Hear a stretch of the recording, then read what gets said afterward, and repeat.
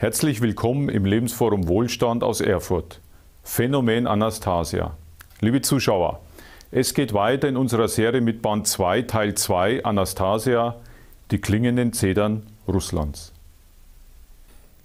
Das Phänomen Anastasia, die klingenden Zedern Russlands, Band 2, Teil 2. Herr Kirsch, es geht weiter, das klingende Schwert der Baden. Was für ein Schwert ist da gemeint? Ja, es ist eine Geschichte von größerer Vergangenheit, als Kelten und Römer im Krieg lagen. Und da gab es dann eine Familie mit Überlebenswillen. Und es wurde gekämpft, richtig mit Schwert. Und die Übermacht war sehr groß. Und dann hat eine Mutter ihr junges Kind in einem kleinen Bootchen ins Wasser gegeben, dass es weg von dem Schlachtfeld treiben möge, und kämpfte, damit dann die angreifende Macht nicht an das Kind kommt. Und der Vater des Kindes stirbt auch in dem Kampf und sie dann später auch. Aber auf der Seelenebene wird weiter gekämpft, dass die Dunkelmächte dieses Kind nicht erreichen. Und beim Abstoßen sagt die Mutter noch den Namen des Kindes und nennt es Barda. Und es geht um die Barden, die Musiker, die Verkünder der Weisheit.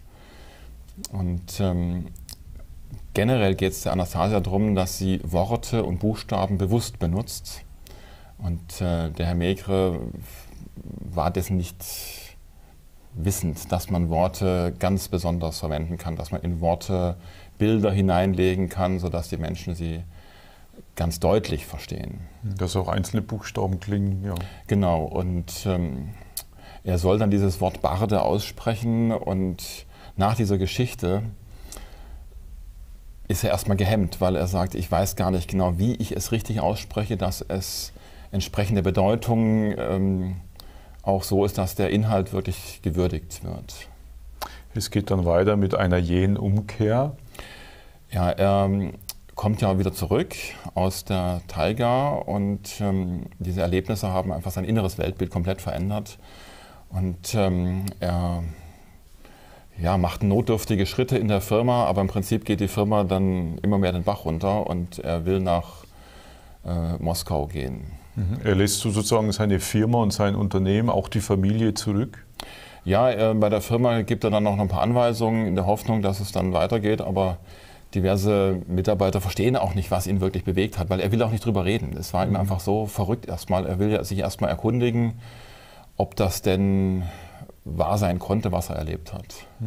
Er geht dann nach Moskau, wie Sie gesagt haben, fragt sich dann, wer bestimmt eigentlich den Kurs, wohin ich gehe? Genau. Bin ich noch meiner selbst Herr? Ja. Ja, und es berührt ihn so sehr, das Unternehmersein. Er will Geld verdienen und sucht immer wieder nach Möglichkeiten, Geld zu verdienen. Und auch die Anastasia sagt, dass auch die Unternehmer durchaus den Kurs mitbestimmen. Das heißt, die Menschen, die was machen, nur die üblichen Unternehmer sind oft so sehr beschäftigt, dass sie wenig Zeit haben für Gedanken zum Göttlichen. Sie kann dann auch mit ihrem Strahl diese normalen Unternehmer nicht so erreichen. Und Herr Maigre sucht dann nach Möglichkeiten, wie auch er Geld verdienen kann, und stolpert gewissermaßen auch auf andere, ich sage jetzt mal in meinem Wort, Glücksritter, die versuchen, alle möglichen Methoden umzusetzen, um Geld zu machen. Hat sie ihm denn einen Auftrag erteilt? Also es war ja Ihre Idee oder Ihre Vision, dass er ein Buch schreibt. Er hat das erste Buch geschrieben. Ja, sie hat ihm dringend geraten, quasi einen Auftrag erteilt, zuerst das Buch zu schreiben und dann eine Gesellschaft zu gründen von rechtschaffenen Unternehmern oder Unternehmer mit lichten Gedanken und Absichten. Und als er quasi nur das Wort Unternehmer und Gesellschaft gehört hat, da kennt er sich aus, das hat er dann gemacht. Und dann hat er sich darum gekümmert und dann auch verschiedene unternehmerische Entscheidungen getroffen, mit vielen Kollegen Kontakt gehabt. Aber es klappte nicht. Es kam im Prinzip, alles zu Fall, was er versuchte aufzubauen. Und er wunderte sich sehr, und er hatte im Prinzip den ersten Schritt vergessen, das Buch zu schreiben. Es ist sogar so schlimm geworden, dass er keinen Sinn mehr im Leben sah und dass andere Kollegen ihm es regelrecht nahegelegt haben, du hast so viele Schulden und deine Familie ist, das Beste ist, du hörst auf zu leben. Er ist ja dann durch Moskau gewandelt und hatte dann beobachtet, wie sich die Stadt im Zuge dieser Neuorientierung der Perestroika verändert hat, wie auf einmal Vertriebsfirmen aus dem Boden geschossen sind, die irgendwas angepriesen haben, hier wirst du schnell reich oder hier kommst du nach Hawaii, wenn du bei uns mitmachst. Ja, genau, das sind so ein paar Beispiele beschrieben, die er dort gesehen hat, von wegen sowas wie dieses Gratis-Urlaub nach Hawaii, aber diverse Zusatzkosten sind dann teurer und dann diverse Produktvertriebe, die versucht, den Menschen zu erklären, hier kann man schnell reich werden. Und er hatte dann auch schön dargelegt, wie viele Unternehmer aus den ersten Stunden des Unternehmerseins in Russland quasi aus nichts was gemacht haben. Er hat beispielsweise mit der Fotokamera dann gesagt, am Straßenrand Autos anhalten und dann die Menschen, die Fahrer mit dem Auto fotografieren und dann die Fotos denen verkaufen. Und dann hat er Wohnhäuser auch fotografiert. Und es gibt so einen netten Spruch, ein Foto kann man auf jeden Fall einmal verkaufen an den man fotografiert hat. So ganz grob. Und da hat er dann da richtig viel gemacht. Und dann die nächste Etappe waren kleine Folien, die die Farbe verändert haben bei entsprechenden Temperaturveränderungen. Und dann hatte der Stressindikatoren draus gemacht und über einen Werbefilm im Fernsehen war dann plötzlich eine riesen Nachfrage. Und da hat er quasi aus minimalsten Startkosten diverse erfolgreiche Schritte gemacht, bis hin zu einem Landhaus gekauft, wo da eine Kuh drin war, die gemolken werden musste. Und das ging dann wiederum daneben, weil dann die Frauen nicht mitmachen wollten. Da ist es eine ziemlich ausführliche Geschichte. Und da kommt er dann am Ende dazu zur Erkenntnis, dass Unternehmen nur dann funktionieren, wenn die Menschen auch in der Firma, die Mitarbeiter untereinander ein Mitgefühl haben untereinander. Also jetzt nicht einfach nur eine Art Machthierarchie, das hält nicht lange. Er trifft ja dann in Moskau einen, ja, wie würden wir sagen, Penner, aber es kristallisiert sich heraus, dass das ja ein alter KGB-Mann war, der ihn dann mitnimmt. Er hat also keine Unterkunft für eine kurze Zeit. Und da war ja dann mit dem Logo, er hat ja irgendwie das Logo entwickelt, hier die klingenden Zedern Russlands. Können Sie da was sagen? Ja, es hat diverse vordergründig unglückliche Umstände gegeben, die aber nötig waren für diesen Weg. Bis hin zu, dass er zusammengeschlagen wurde, dass dann vorbeifahrender LKW ihn mit Wasser bespritzt hatte und schlussendlich sah er aus wie absolut heruntergekommen, aber wenige Stunden vorher war er noch ein Edelmann. Ja. Und dann, ja, wie gerade gesagt, trifft er diesen Obdachlosen, der allerdings manchmal gewählte Worte benutzt, was auffällt. Später stellt sich heraus, er ist Offizier, er ist ein Oberst gewesen und er hat dann geholfen, dass der Mekre erstmal übernachten kann. Und dieser Offizier ist der erste Mensch, dem der Herr Mekre von seinen Erlebnissen in der Taiga erzählt. Vorher hat er sich nicht getraut und er weiß auch nicht genau, warum er sich in dem Fall getraut hat, es ihm ausführlich zu erzählen. Da geht es ja dann über in den Bereich die klingenden Zedern Russlands, wo dann auf den Buchtitel eingegangen wird. Genau, dieser Offizier spricht dann in harten Worten gegen Herrn Mekre und sagt, du bist nicht fähig gewesen, einen klaren Befehl auszuüben. So, du sollst das Buch schreiben, so richtig, so klare Ansage. Und dieser Offizier hätte eigentlich Maler werden wollen und etwas später ist er dann auch mit dem, was er gerade zur Verfügung hatte, er hat jetzt kein Papier und Pinsel mit Farben, sondern er hat einen Backstein an eine Hauswand und ritzt dann in eine Hauswand die Zeichnung von einem Zedernzweig, schreibt außenrum die klingenden Zedern Russlands, kommt dabei leider zu Tode, weil dann andere Randalierer dann ihn provozieren und da gibt es also schweres Handgemenge. Und zur Würdigung dieses Oberst mit diesem Logo ist diese Zeichnung jetzt auch auf den Buchrücken der Buchserie und im Prinzip als Logo der Firma geworden. Wer steckt dahinter? Geht es weiter im Buch und dann mit Vater Fedorit? Ja. Was hat es da auf sich? Ja, Herr Meeker wundert sich, dass so viele verschiedene Fügungen entstehen.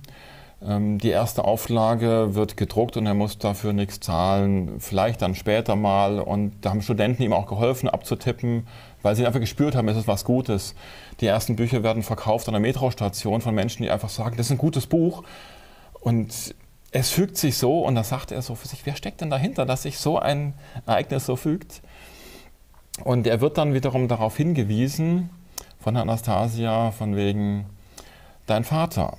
Und er so, Moment, mein Vater ist doch schon längst beerdigt. Ja, der geistige Vater. Und er erinnert sich daran, dass er deutlich länger als 20 Jahre her, hat er in einem Kloster in der Nähe von Moskau einen Pater, Fedorit, besucht und ist dort quasi der Schüler gewesen, ohne jetzt große Formalien. Er war einfach dort, hat dann diverse Anregungen bekommen, hat auch eine Kette bekommen, die er wieder verloren hat. Aber dieser Pater war sehr zugeneigt und hat immer ihm vertraut über viele Jahre. Und das Interessante ist, dass er dieses Kloster betreten hat, der Herr Meeker, genau an dem Geburtstag, wo Anastasia auf die Welt kam. Mhm. Das ist ja interessant, ja. Wie ist es dann weitergegangen? Hat er mit den Pater gesprochen? Hat er sich getroffen dann nach, wie lange war das dann her? Über 20 Jahre? 26 Jahre ungefähr. Ja. Also man kann da auch ausrechnen, wie alt die Anastasia jetzt ist. Sie ist jetzt 45, weil 95 war die Begebenheit und dementsprechend... Also 69 geboren. Genau, ja. Mhm. Und sie trifft dann auch der Herr Meeker trifft diesen Pater. Das ist etwas verwirrend für ihn, weil er ist zwar ein alter, weiser Mann schon geworden, aber wirkte fast jünger als damals. Und die Geschichte lässt offen, ob es derselbe Pater Fedorit ist oder ein Nachfolger, der genauso heißt. Und sie haben sehr gute Gespräche. Zum Abschluss von Teil 2 ist dann das nächste Thema Raum der Liebe. Was kann man da in ein paar Sätzen dazu sagen? Ja, das Besondere ist, dass mittlerweile die Schwangerschaft so weit gediehen war, dass die Anastasia einen Sohn geboren hat. Und der Herr Meeker erfährt dann davon. Und da fangen natürlich auch die ersten Mitgefühle an, oh, ich will zum Sohn. Und der soll aber dort bleiben, weil der Raum der Liebe, das ist der Raum, den die Eltern geschaffen haben für das Kind. In dem Fall hat es die Anastasia geschaffen, die Lichtung, in der sie lebt. Und das ist der Raum der Liebe. Das ist bei ihr jetzt so, dass ihre Eltern es dort geschaffen haben, für sie selbst und ihren jetzt geborenen Sohn. Und für den Herrn Meeker ist es dann dieser Konflikt. Er will dann selbstverständlich hinreisen, will dann auch Kinderspielzeug mitnehmen, was nicht so ganz passend kommen wird, aber das erzählen wir dann später. Und es ist also, dieser Raum der Liebe ist eigentlich mehr. Der Raum der Liebe ist was energetisch-geistiges, auch auf der Herzensebene zwischen Vater und Mutter, inklusive dem Kind und aber auch der Garten, die Landschaft im weitesten Sinne, auch die Tiere, die alle zusammenwirken, dass die Familie in Liebe und in Glück lebt. Ist eigentlich ein Begriff Raum der Liebe, denkt man, kennt man, aber so wie er hier erklärt worden ist, haben wir den vielleicht noch nie gehört vorher. Ja, im Besonderen auch mit das Einbeziehen von Pflanzen und Tieren. Das ist deutlich anders, aber es wird darauf sehr viel Wert gelegt. Haben Sie noch zum Abschluss ein Zitat für uns? Ja, ich habe hier noch ein kleines Zitat herausgewählt. Das Wissen um die Wahrheit zeigt sich aber nicht in ihrer Verkündung, sondern in einer entsprechenden Lebensweise. Und welche Lebensweise ist charakteristisch für diejenigen, die die Wahrheit am meisten erkannt haben? Sie sind glücklich. Das ist ein würdiger Abschluss für Teil 2 vom Band 2. Liebe Zuschauer, wir sehen uns gleich nochmal zu Teil 3. Liebe Zuschauer, das war der zweite Teil zu Band 2 Anastasia, die klingenden Zedern Russlands. Freuen Sie sich auf Teil 3. Bis bald und und auf Wiedersehen.